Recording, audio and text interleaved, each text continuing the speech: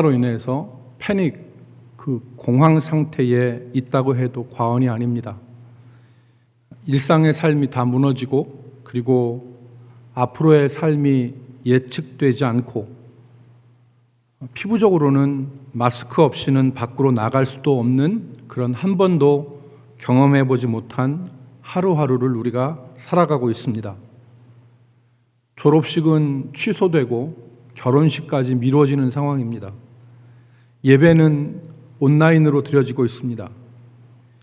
현재의 상황을 표현하자면 두려움과 혼란, 그리고 불안과 공포라고 말할 수가 있습니다.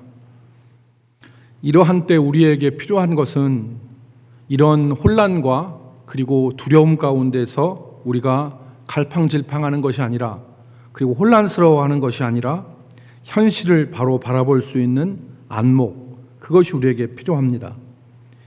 이 불안과 당황스러움, 그리고 두려움의 시각으로 현실을 보는 것이 아니라 현실을 차분하게 그리고 정확하게 볼 수 있는 안목이 필요한 것입니다. 한 유대인 랍비가 이런 말을 했습니다.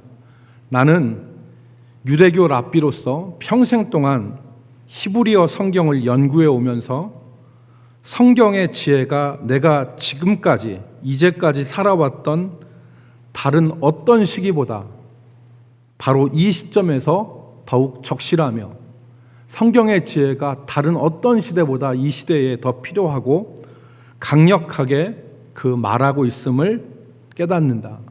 그러니까 하나님의 지혜가 필요하다는 거죠. 그러니까 세상의 안목과 세상의 불안과 세상의 두려움으로 세상을 보는 것이 아니라 하나님의 지혜로 이 현실을 풀어나가는 그 안목이 어느 때보다도 절실하게 필요하다. 이 얘기를 하였습니다. 월터 브루그만이라고 하는 유명한 구약학자가 이번 코로나 사태와 관련하여서 짧은 책을 하나 냈는데, 이 월터 브루그만이라는 사람은 1933년생입니다. 그러니까 올해 87세인데 이 노 교수가 다시 춤추기 시작할 때까지라는 제목으로 이번 코로나 팬데믹에 대하여 학자의 눈으로 지금 현실을 해석을 했습니다. 브루그만은 우리가 직면한 이 세계적인 전염병, 이 팬데믹을 성경에서 찾고 그 의미를 성경에서 세 가지를 찾았습니다. 첫 번째는 이러한 전염병은 하나님이 하나님의 백성들을 징계하기 위해서 사용하시는 하나님의 징계의 방편이라는 것을 찾아냅니다. 구약 성경에는 수많은 질병과 전염병이 나오는데 그 원인이 주로 하나님의 백성들이 하나님과의 언약을 떠나서 악을 행할 때 하나님의 징계의 수단으로 세 가지가 사용되는데, 칼, 전쟁이죠. 두 번째는 기근, 굶주림입니다.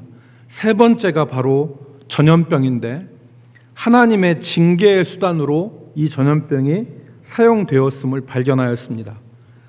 대표적인 구절이 레위기 26장 25절로 26절 말씀인데, 내가 칼을 너희에게로 가져다가 언약을 어긴 원수를 갚을 것이며 너희가 성읍에 모일지라도 너희 중에 연병을 보내고 너희를 대적의 손에 넘길 것이며, 여기 칼과 연병, 전염병이 나왔습니다. 내가 26절 너희가 의뢰하는 양식을 끊을 때에, 기근이죠, 열 여인이 한 화덕에서 너희 떡을 구워 저울에 달아주리니 너희가 먹어도 배부르지 아니하리라. 열 여인이 한 화덕에서 떡을 굽는데 얼마나 굽겠습니까? 그것도 적은 분량으로 나눠주는데 이런 기근과 굶주림이 있다는 거죠. 그러나 이러한 칼과 기근과 전염병이 하나님의 징계의 수단으로만 사용되는 것이 아니라 두 번째 의미가 있는데, 그것이 출애굽할 때 애굽에 내린 10가지 재앙처럼 어떠한 목적을 위하여서 행하시는 하나님의 권능으로 해석할 수 있다는 것입니다. 히브리 노예들을 해방시키기 위해서 하나님께서 애굽 땅에 이와 독종과 장자의 죽음이라고 하는 재앙을 내리셨던 것입니다. 하나님의 일을 하시기 위한 하나님의 권능. 세 번째는 우리가 상상할 수 없고 우리가 예측할 수 없는 하나님의 자유로운 행위. 꼭 어떤 징벌을 위해서나 우리가 알 수 있는 어떤 목적을 위해서 하나님이 전염병을 사용하시는 것이 아니라 우리가 알 수 없는 하나님의 자유로운 뜻에 의해서 하나님이 하시는 일이라는 것입니다. 이 창조 세계를 경영하시는 하나님의 깊은 뜻에 따라 나타나는 현상이라고 말할 수 있습니다. 예를 들어서 지금 세계는 하나님 없이도 살 수 있고 오히려 과학의 발달로 인하여서 사람들이 교만해져서 하나님이라고 하는 말조차 사전에서 지워버리고 싶어하는 현실 가운데 우리가 살고 있습니다. 세계는 소비주의의 극치를 달리고 있어서 물질이면 안 되는 것이 없다는 생각으로 살아가고 있죠. 정보통신의 발달로 인해서 세계화는 거의 다 완성되어지는 것처럼 보입니다. 이러한 상황에서 코로나가 터진 것입니다. 이 코로나에는 하나님의 깊은 숨은 뜻, 하나님의 신비가 담겨져 있다고 월터 브루그만이 이야기를 했습니다. 이 세 가지다. 그리고 월터 브루그만은 이 전염병의 의미를 생각한 후에 두 번째 생각을 발전시키는데 그것이 바로 무엇이냐면 이 전염병의 상황 가운데서도 우리를 향하신 하나님의 사랑과 자비와 은혜를 붙든 것입니다.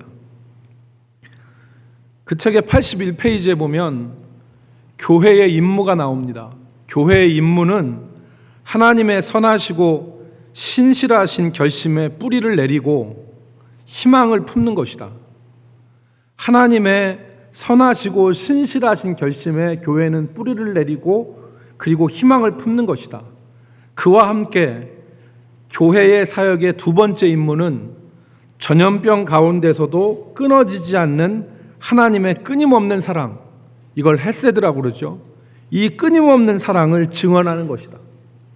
세상은 각박하고 세상은 불안하고 세상은 앞을 볼 수 없는 그러한 가운데서 어디로 가야 될지 몰라서 전전긍긍하고 있는 그때에 교회는, 즉 하나님의 사람들은 하나님의 신실하신 사랑, 하나님의 그 선하신 그 사랑을 붙잡고 그것을 증언해야 된다는 것입니다.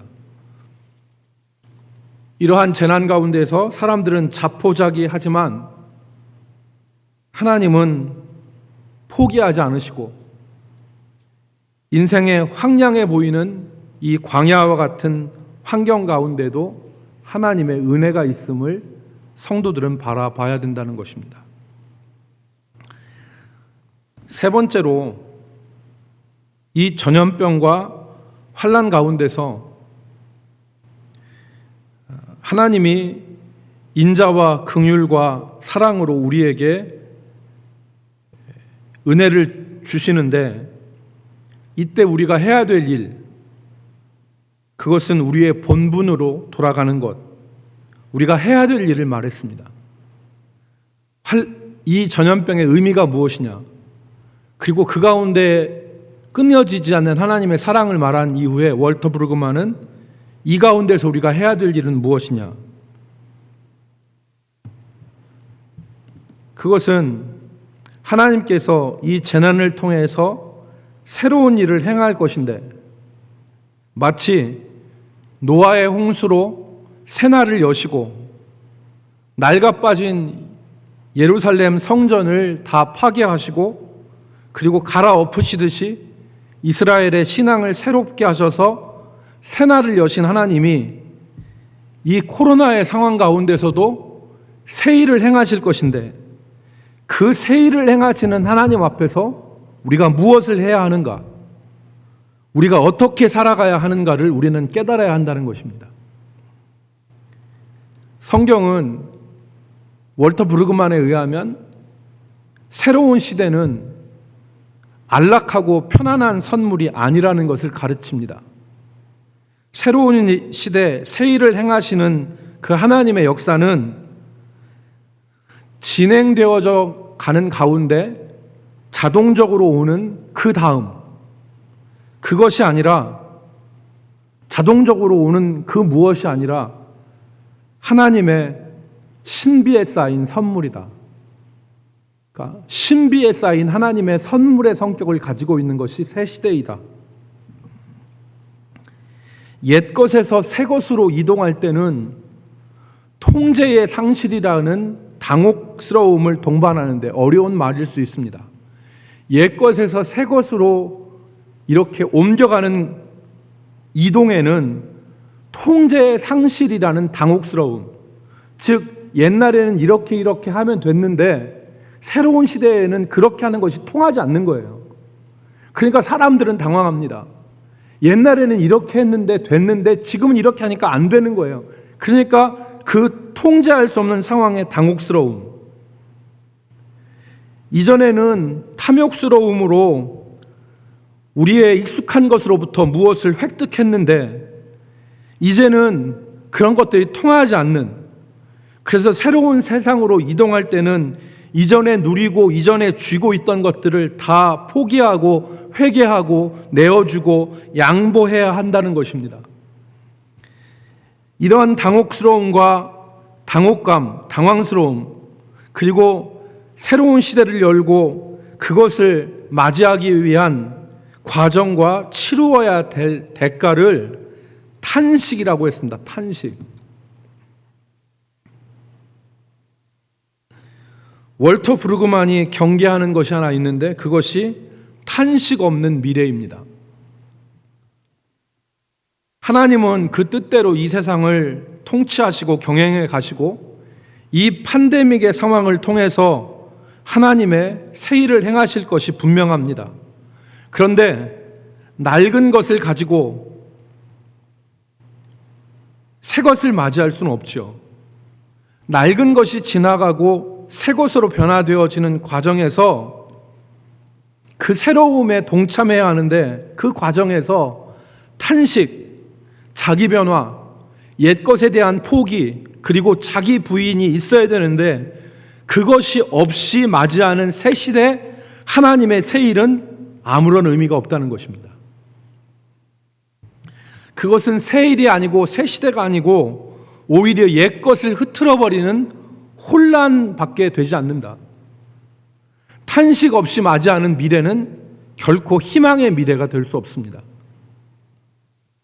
사랑하는 성도 여러분, 우리가 맞이하는 이 상황이 하나님의 징계일 수도 있습니다. 두 번째, 하나님께서 이 세상에 만연한 물질주의와 소비주의를 누르시기 위한 하나님의 일하심일 수도 있고, 세 번째는 하나님을 만만하게 보고 교만과 죄악에서 돌이키지 않는 이 시대를 끝내버리고 새로운 시대를 여시고자 하는 하나님의 뜻일 수도 있습니다. 월터 브루그만의 주장을 정리하면 바로 이 세 가지입니다. 하나님의 징계일 수도 있다.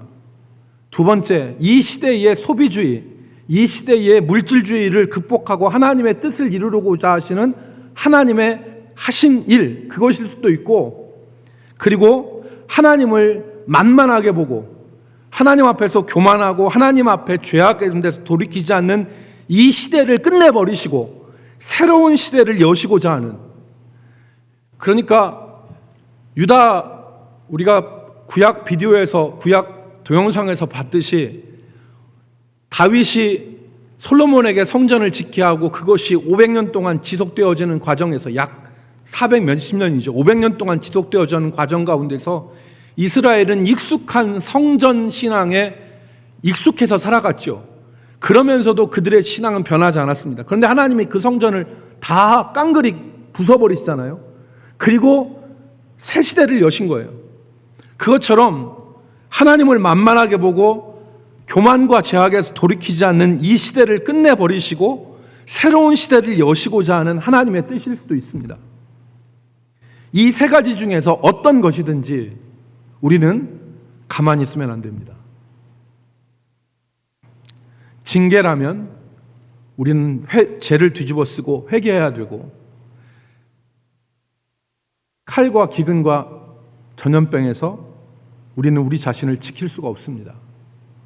오직 구원이 하나님께만 있습니다.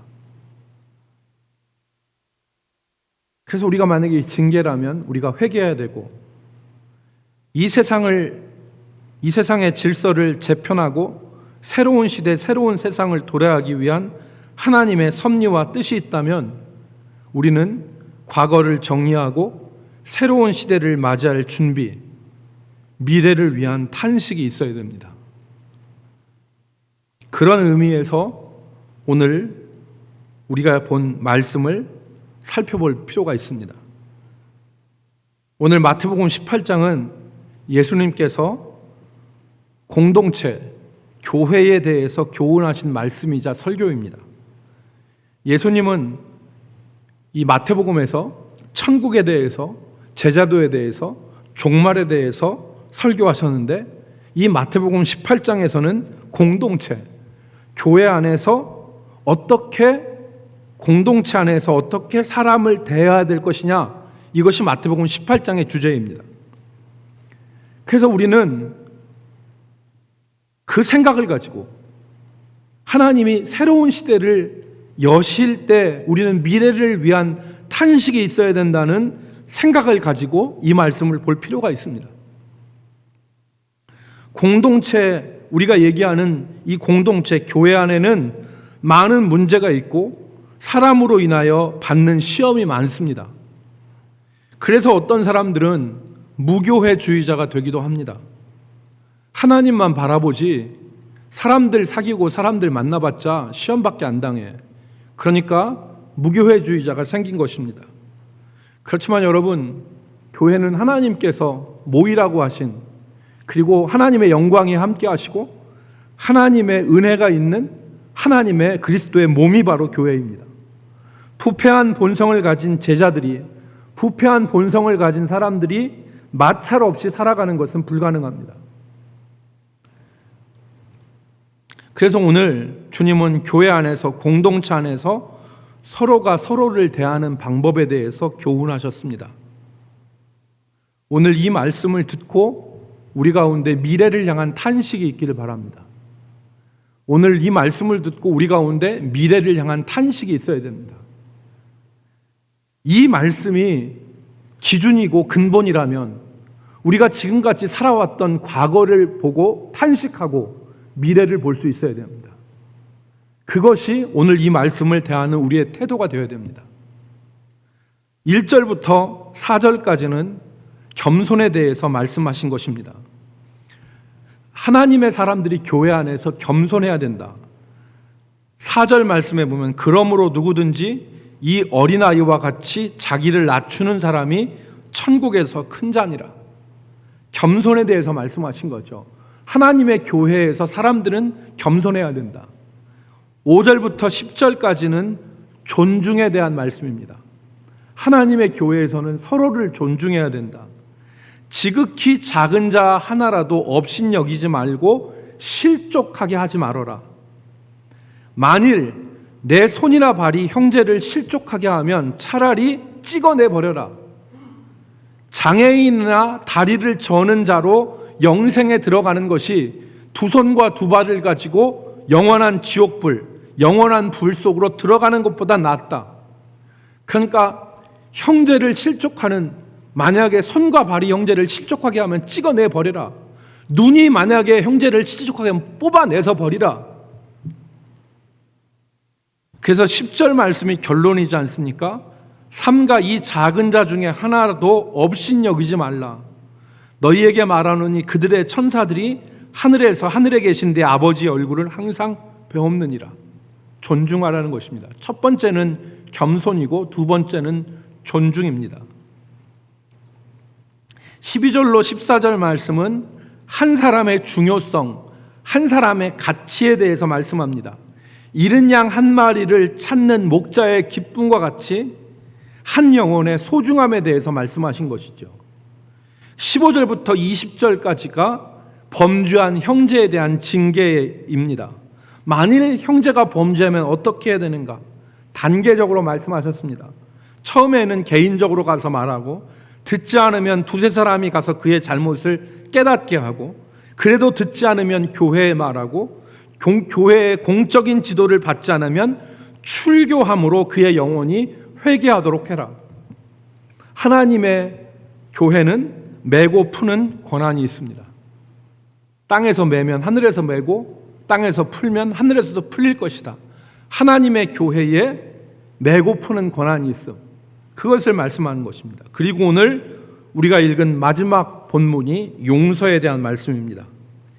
베드로는 예수님께 나와 형제를 몇 번이나 용서해야 하는가를 여쭈었습니다. 베드로는 7번까지 하면 되겠습니까? 라고 여쭈었는데 당시 랍비들은 3번까지는 용서해야 된다고 가르쳤습니다. 베드로는 거기서 더 나가서 7번 정도 하면 되겠지라고 주님께 여쭈었지만 주님은 7번씩 70번까지 용서하라고 말씀하셨습니다. 숫자는 490번이지만 끝없는 용서를 말씀하신 것입니다. 일평생 한 번도 용서하기 힘든 경우도 있습니다. 그런데 주님은 끝없는 용서를 말씀하셨습니다. 그리고 그렇게 할 수 있는 근거를 비유를 통해서 말씀하셨습니다. 우리가 잘 아는 1만 달란트 빚진 종의 비유입니다. 23절에서 예수님은 천국이 이와 같다 그렇게 말씀하시고 비유를 시작하셨습니다. 어떤 임금에게 1만 달란트 빚진 종이 있었습니다. 1달란트, 1만 달란트가 아니라 1달란트는 6천 데나리온이었습니다. 6천 데나리온. 1데나리온은 노동자의 하루 품삯, 임금이었는데, 그러니까 6천 데나리온은 하루 1년을 365일 중에서 300일을 먹고 입고 쓰지 않고 300일을 그냥 일한 것을 그대로 모아서 그 모은 것이 20년 동안 모아야지 6천 데나리온이 되는 겁니다. 1달란트가 되는 겁니다. 그러니까 먹고 쓰지 않고 20년 동안 일한 것을 그대로 모아야지 1달란트가 되는데 1달란트가 아니라 1만 달란트라니까 이게 계산 불가입니다. 저같이 머리 나쁜 사람은 계산할 수 없습니다. 그런 이 1만 달란트 빚진 어마어마한 금액입니다. 임금은 그 종에게 그의 몸과 아내와 자식들까지 팔아서 갚으라고 했지만 에거라는 종을 불쌍히 여겨서 그 빚을 탕감해 주었습니다. 은혜로 빚을 탕감받은 것입니다. 그런데 이 사람이 밖으로 나가서 자기에게 100데나리오 빚진 동료를 만났을 때 목을 잡고 윽박지르면서 빚을 갚으라고 했습니다. 그 동료는 동일한 말로, 이 사람이 한 동일한 말로 나에게 참으소서 내가 곧 갚으리이다 라고 자비를 구했지만 이 박정한 종은 자기 동료의 애원을 뿌리치고 그를 옥에 가두어 버립니다. 이 소식을 들은 임금이 악한 종을 소환합니다.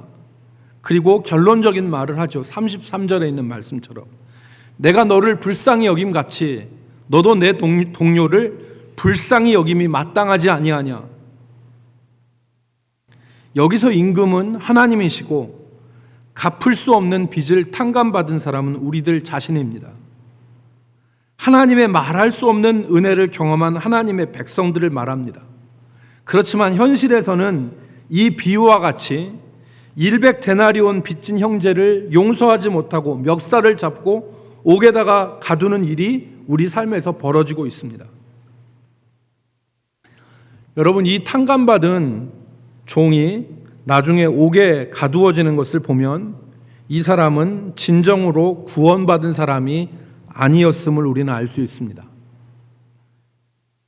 이 용서하지 못하는 종은 임금의 은혜를 진실로 깨닫지 못했던 것입니다. 자기가 진정 1만 달란트를 탕감받았다는 사실을 깨닫지 못하고 단지 임금 앞에서 곤욕스러운 자리만 피했다고 생각했던 것입니다. 그의 가치관과 그의 세계관이 바뀌지 않았습니다. 그는 1만 달란트를 탕감받았지만 여전히 1만 달란트를 갚아야 된다고 하는 부채의식에 사로잡혀서 살고 있었고, 그러기에 100데나리온 빚진 동료의 목살을 잡고 갚으라고 윽박지른 것입니다.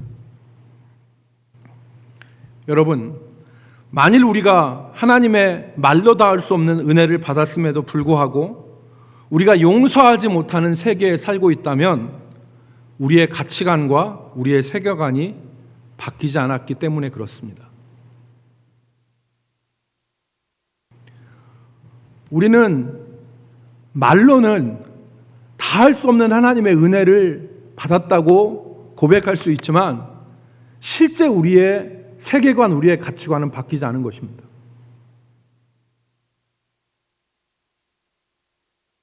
이 종이 그것을 보여주고 있지 않습니까? 1만 달란트를 탕감받았지만 그는 여전히 100데나리온 자기에게 빚진 동료의 목을 잡고 오구에 쳐넣는, 만일 이 사람이 진짜 1만 달란트를 탕감받았다는 것을 누리고 살았다면 이 사람은 기꺼이 100데나리온 빚진 사람을 향하여서 괜찮아, 안 갚아도 돼, 그거 아니야, 이렇게 얘기했을 것입니다. 가치관과 세계관이 변하지 않은 것입니다. 여러분, 지금 우리는 성도들을 보지 못하고 성도들을 만나지 못하는 상황 가운데 있습니다. 이 상황 가운데서 우리가 해야 될 일은 월터 브루그만이 말한 탄식일지도 모릅니다. 새로운 세상을 맞이하기 전에 우리는 옛 생활과 익숙한 것들을 버리고 그 익숙하게 살아왔던 우리의 삶을 후회하는 탄식, 그것이 오늘 우리에게 있어야 됩니다. 내가 받아야 될 100데나리온과 내가 붙들고 있는 형제의 모가지를 놔주고 나도 너의 빚을 다 없애주겠다고 말하는 그러한 태도의 변화가 우리 가운데 있어야 됩니다. 그때 우리는 하나님의 은혜를 경험할 수 있고 진정한 하나님의 은혜 가운데 살 수 있고 하나님이 행하시는 새 일, 하나님이 우리에게 주시는 새 나라에 들어가서 살 수 있는 것입니다. 주님의 뜻대로 살아가는 우리 남북교회 성도들이 되기를 바랍니다. 정말 성도들을 보지 못하고 성도들을 만나지 못하는 상황 가운데 우리의 입술에서 깊은 탄식이 나와야 되지 않겠습니까? 우리의 마음에서 깊은 탄식이 터져 나와서 하나님, 옛 것을 버리겠습니다. 내가 지금까지 붙잡고 있었던 익숙했던 옛 것을 내가 던져버리고 하나님이 주실 새 시대를 맞이하겠습니다 라고 하는 결단과 각오, 그것이 우리 가운데 있어야 됩니다. 탄식이 없는 미래, 그것을 맞이하는 사람은 불행한 사람입니다. 그 사람이 맞이하는 미래는 희망의 미래가 아닙니다.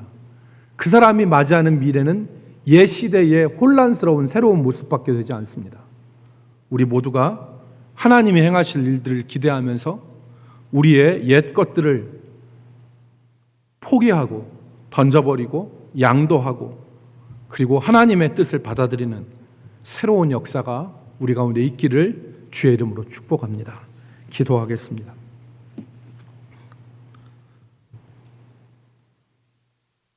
살아계시고 역사하시는 하나님, 오늘 우리는 우리에게 닥친 이 현실의 의미를 정확하게 깨달아 알지 못합니다. 세상의 렌즈로 바라보면 한없이 당황스럽고 당혹하며 불안하고 두려운 그런 현실입니다. 그러나 하나님, 그 어느 때보다도 하나님의 지혜가 필요하고 하나님의 지혜가 정말 갈급한 이 시대에 우리에게 하나님의 시각, 하나님의 지혜를 허락하여 주셔서 우리가 살고 있는 이 시대를 읽어내고 해석하며 그리고 어디로 가야 될지를 분명하게 깨닫는 은혜를 허락하여 주시옵소서.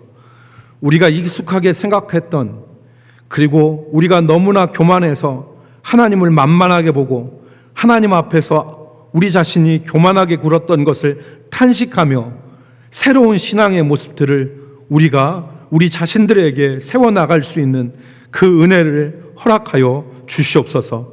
주께서 우리 교회, 우리 대전 남북교회 모든 성도들에게 이 은혜를 주셔서 우리가 진실로 정말 우리가 무엇을 얻기 위해서 거저 순종하는 그러한 종교에서 벗어나서 하나님 앞에 전율과 경탄과 두려움을 가지고 살아계신 하나님을 바라보면서 신앙생활 할 수 있는 참 믿음의 길로 걸어갈 수 있도록 은혜 베풀어 주옵소서. 예수님의 이름으로 기도 올리옵나이다. 아멘.